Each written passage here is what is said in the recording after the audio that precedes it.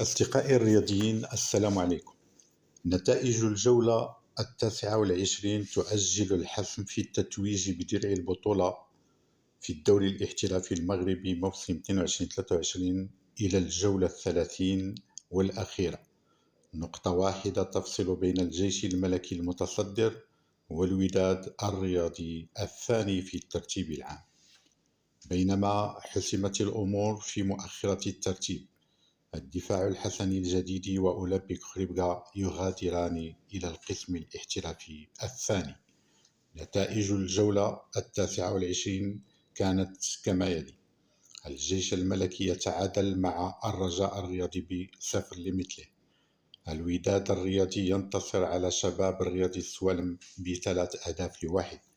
الدفاع الحسني الجديد يتعادل مع نهضة بركان ب0 لمثله. شباب المحمدية ينهزم أمام اتحاد الرياضي لطنجة ب2-1. أولمبيك صافي ينتصر على أولمبيك خريبكا بهدف لا شيء. المغرب التطواني يتعادل مع الفتح الرياضي بهدف لمثله. اتحاد تورقة ينتصر على المولودية الوجدية ب3-1.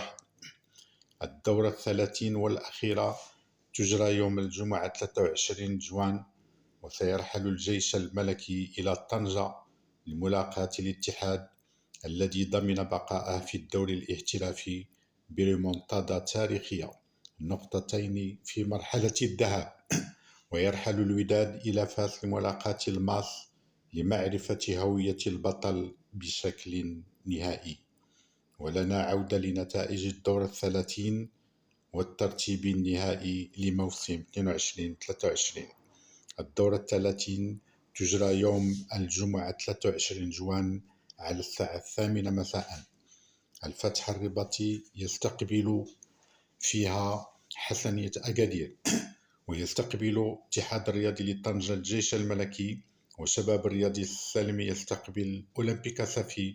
المغرب الفاسي يستقبل الوداد البيضاوي. المولودية الوجدية يستقبل المغرب التطواني، وأولمبيك خريبكا يستقبل اتحاد تورقة. الرجاء الرياضي يستقبل الدفاع الحسني الجديدي، ونهضة بركان يستقبل شباب المحمدية. والسلام عليكم.